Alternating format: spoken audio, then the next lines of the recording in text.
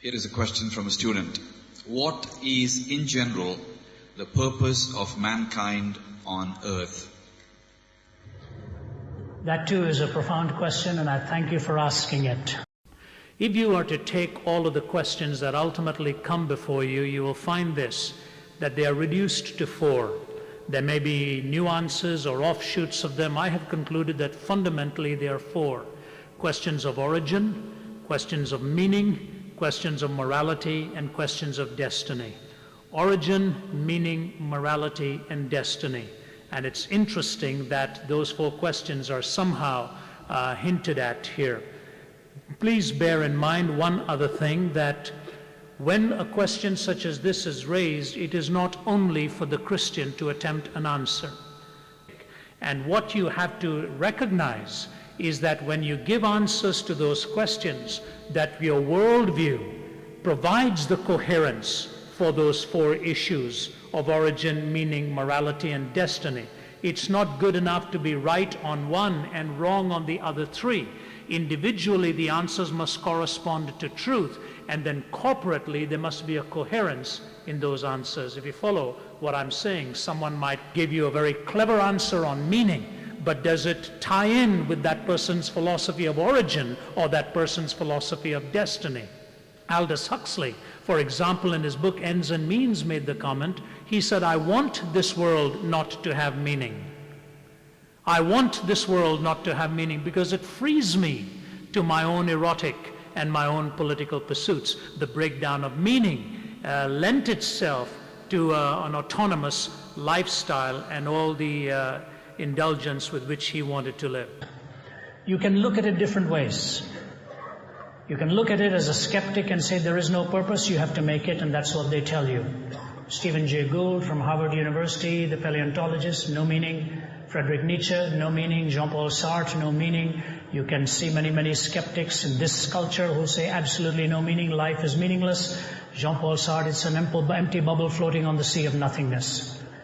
If you're to ask a pantheist from the reincarnational viewpoint, your purpose is to pay for the karmic cycle of the previous life, and you go on and on and on and on and on till you have exhausted the karma and you get absorbed into the imperfect, impersonal absolute.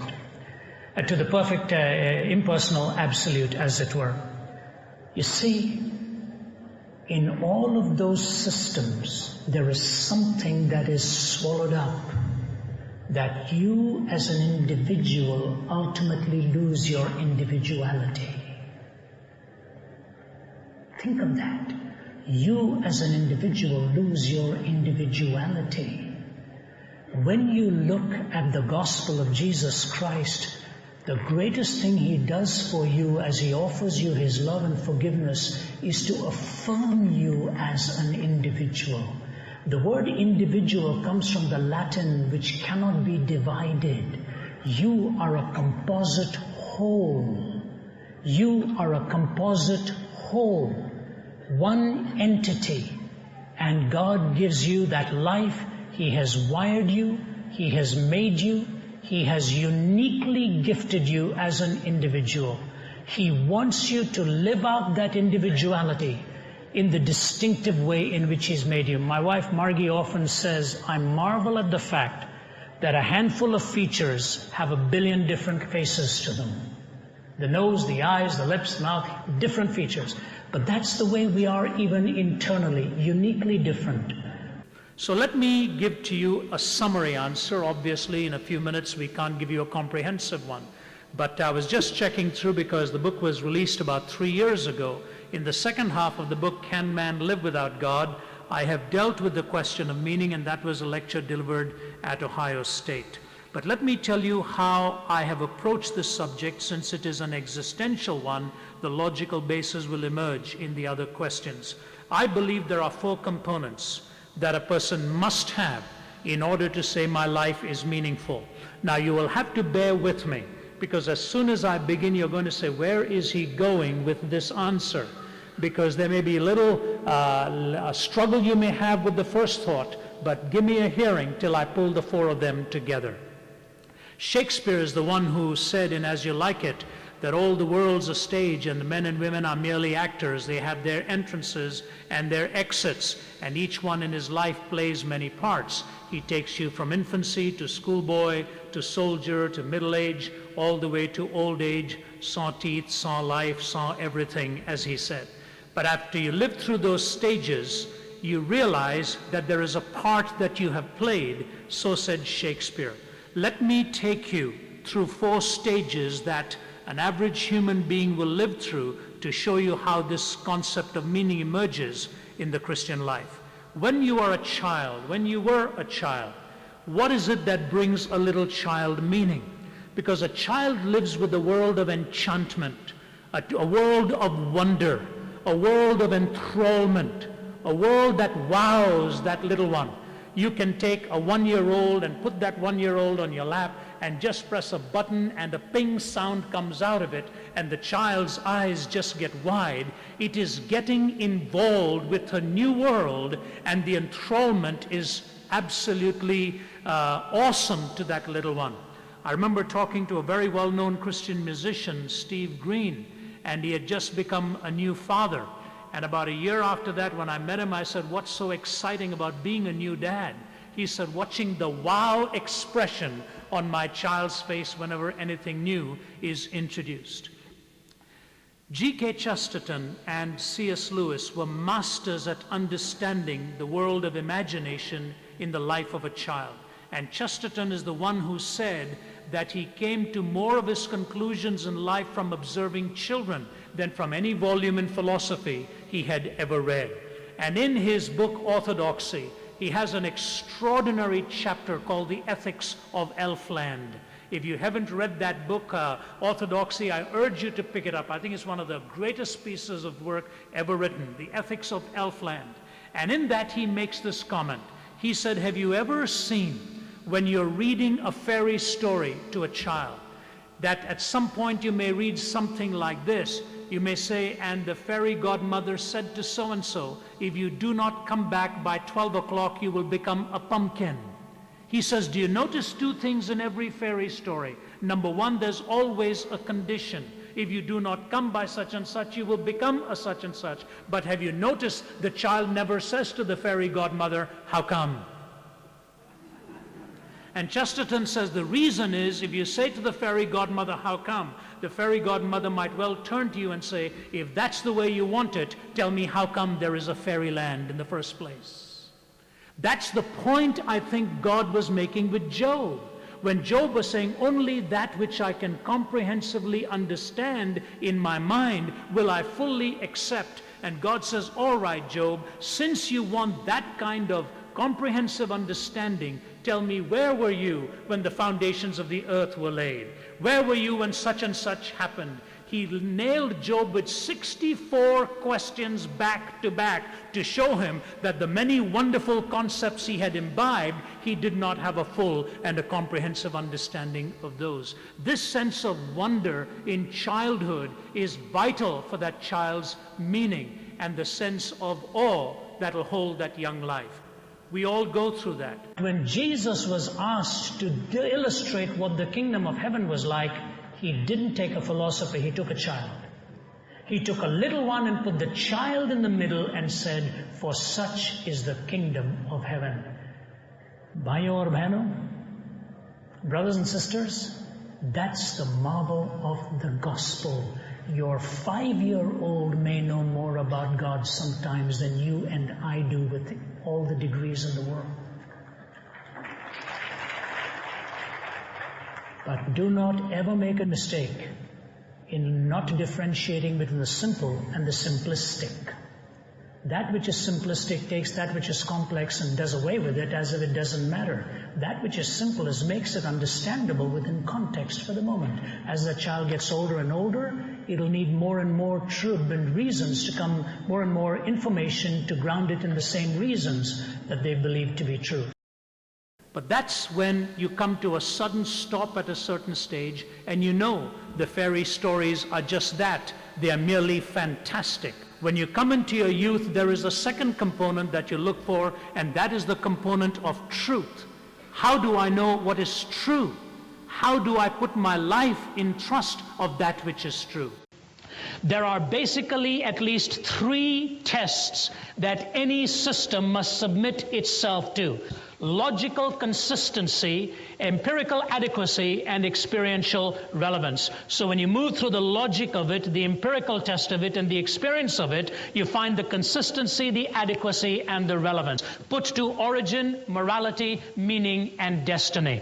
Now, what is imperative that you and I understand is, please listen again now, when you're looking at those 4 areas, each area must individually correspond to reality as we can know it and test it. So individual statements correspond to reality, or must correspond to reality, then the system must cohere together. And obviously, if there is coherence and then there is correspondence, you've got the basic tests of truth that are applied. So when you raise a question of any other position, it is important to understand that the same question applies to the questioner also. Let me begin with just a basic philosophical idea, and after that move on to the existentially relevant arguments. You'll have to put your thinking caps on here, and if you're not particularly given to logic or philosophical thinking, please bear with me as I give this argument, because on this hinges everything else in terms of logic, empiricism, and experience. Here was an American gentleman telling me I didn't understand my philosophy, and I was trying to tell him why I was coming to the Christian faith. So as he began this verbal slugfest, I said, we're not going to solve anything at the front of an auditorium in these 15-second sound bites here. I said, but let's do something. If you take me out for a meal and you promise to pay, and I'll pray and we'll talk. He said, all right. So he came the next day with one other professor who after halfway through wished he hadn't come.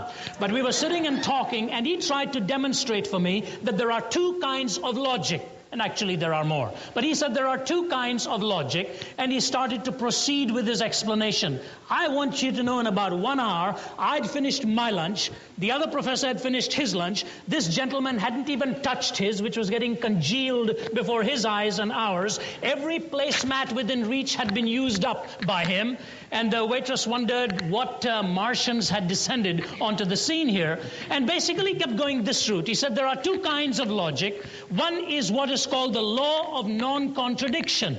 That is the either-or logic. If you make a statement, that statement at the same time cannot, meaning the same thing at the same time, cannot elicit 2 opposite answers. The law of non-contradiction applies to logic. In other words, for a statement to be meaningful, it cannot be contradictory.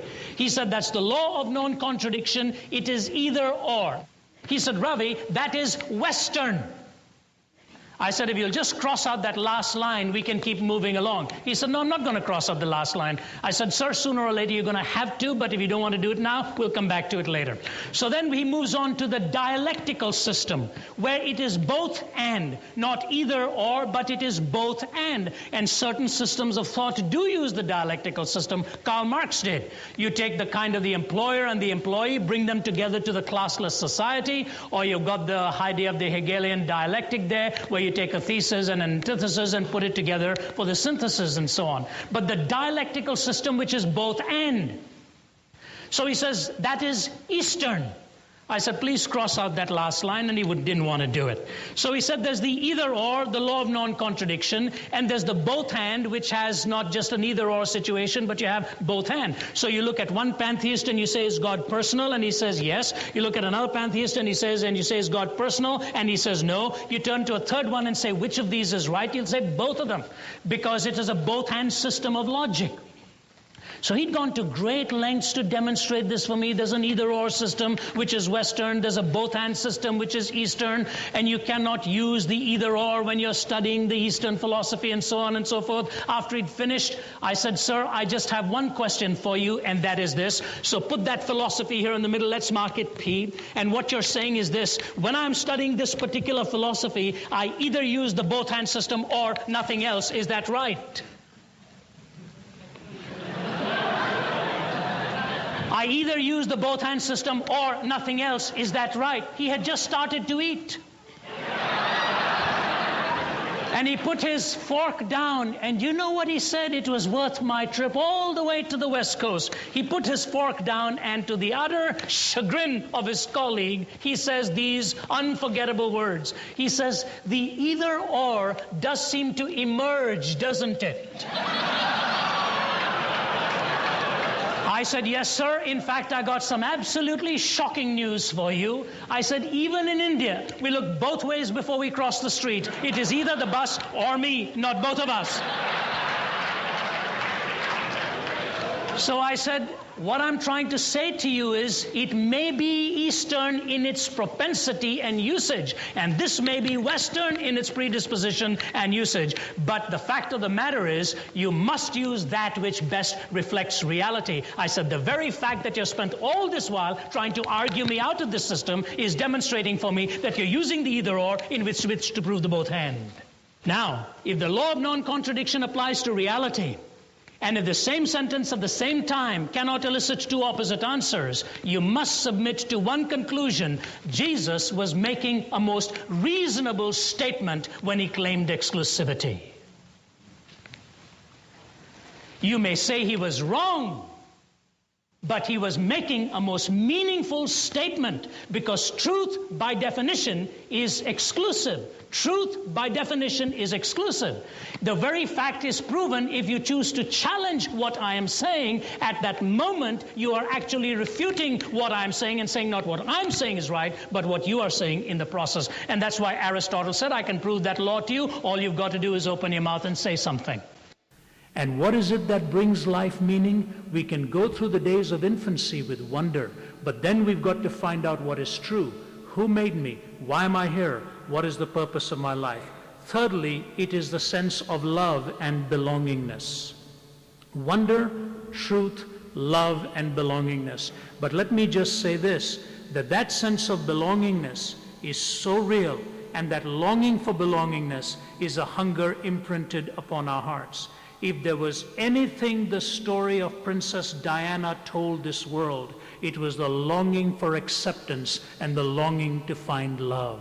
And if it was anything Mother Teresa's life told us, it was the love and acceptance she gave to the most destitutes on the streets and gave them a sense of belongingness. We hunger for this. Even Bertrand Russell said, out of the three great longings in his life, this one was the most unfulfilled, the longing for love and the longing to belong. So what brings life meaning? The three components I've given to you: wonder, truth, love, and lastly, security when we get to old age. In our infancy, the sense of wonder. In our youth, the understanding of truth. In our middle years, the experience of love. And in our old age, the confidence of security. And we have found out through life that many of the things we give to each other as security do not really add up to much. We want a beyond, something that goes beyond these 80 years and 10. What is the purpose of life? The purpose for which God has made you is to understand the sacredness of your life and the sacredness of worship. So let me give you this definition given by Archbishop William Temple. Worship is the submission of all of our nature to God. It is the quickening of conscience by His holiness, nourishment of mind by His truth, purifying of imagination by His beauty, opening of the heart to His love, and submission of will to His purpose. All this gathered up in adoration is the greatest expression of which we are capable. In other words, life is diverse. Its ultimate expression is one. Quickening of conscience by His holiness, mind by His truth, imagination by His beauty, heart to His love, and submission of will to His purpose. All this gathered up in adoration is the greatest expression of which we are capable. Now here's the analogy I want to give to you. In marriage, you see that pristine analogy. A man and a woman in a consummate relationship of the sacredness of marriage. The word, the body, the action, the life, the meaning, everything in one expression. That's why they say the two shall become one. In Christian ceremonies, for example, the 2 lit candles light one, 2 are put out, the 1 candle stands. There is an intermeshing of 2 lives, the 2 in a sense seeking to live for the other. That is merely symbolic of what God does in you when He comes to live inside you and changes your hungers. You see, in the worldview of reincarnation that you've represented, the ultimate goal is union with the divine. There's one capital I, there is no you. Diversity is obliterated, some form of impersonal singularity remains. In the Christian faith, there's unity and diversity and community. As you are relating to God, the goal is not union, the goal is communion. Now, when you start from that, God Himself, the being of Trinity, love in relationship. Let me repeat that. Love in relationship. The goal of life must be to reflect that person of God in a loving relationship, first with Him, and then with our fellow human beings. When you have love and when you have relationship with God, that supreme purpose is filled, and out of the overflow, you love your fellow human beings. That's why He said the greatest commandment was to love the Lord your God with all your heart and soul and strength and mind, and your neighbor as yourself. Love with that capital L, represented in the person of God, shown in the Father, the Son, and the Holy Spirit. Communing with you, that begins to give you the purpose of life. That is the generality from which the particularities actually follow. If you understand this, you will understand the mess we are in today. Take the whole issue of gay marriages. The world is now wrestling with it. And whatever one might think, I want to say this to you. When you desacralize sexuality and the body, you will desacralize life itself. Race is sacred. Sex is sacred. You cannot desacralize race. You cannot desacralize sexuality. You have to tell me, man, how you treat race as sacred and desacralize sexuality. You have to tell me that. When God gave us the 10 commandments, you shall have no other gods before me. Worship is sacred. You shall not commit adultery. Sexuality is sacred. You shall not steal. Property is sacred. Remember the Sabbath to keep it holy. Time is sacred. Honor your father and your mother. Your home is sacred. Do you know the greatest gift God has given to you is to tell you that you are a sacred individual, inviolable? And your purpose is when you find that sacredness with Him. Listen to what the Apostle Paul said in Acts 17. The God who made the world and everything in it is the Lord of heaven and earth, and does not live in temples made built by hands. He's not served by human hands as if He needed anything, because He Himself gives all men life and breath and everything else. From one man He made every nation of men that they should inhabit the whole earth, and He determined the time set for them and the exact places where they should live. Please listen now. God did this so that men would seek Him and perhaps reach out for Him and find Him, though He is not far from each one of us. Every race and every ethnic group is a gift of God to that person. Whether you're Caucasian, whether you're Oriental, whether you're Occidental, whether you're American, whether you're Canadian, whatever that race is, whether you're African American, that gift is a pure gift to you. Naturalism cannot give it. Reincarnational processes do not give it. It's God's pristine gift to you as an individual. When you find the sacredness of your life and your individuality blending with His and worshiping Him, the sanctity of worship, the sanctity of the Word, the sanctity of life, the sanctity of time, the sanctity of property, then we look at our fellow man as a fellow sacred human being. The older you get, the more it takes to fill your heart with wonder, and only God is big enough to fill it. Meaning comes from wonder, truth, love, and security. And God, who's the perpetual novelty, who gave us a Son, who's the way, the truth, and the life, who loved you and gave himself for you on the cross and says, because I live, you shall live also. That's when meaning comes in, when these four components deal with the questions of origin, meaning, morality, and destiny, and bring that coherence into your life. God planned where you would be born, and He is not far from any one of us. Your purpose is to know Him and make Him known. From that, everything else flows. Thank you for that question.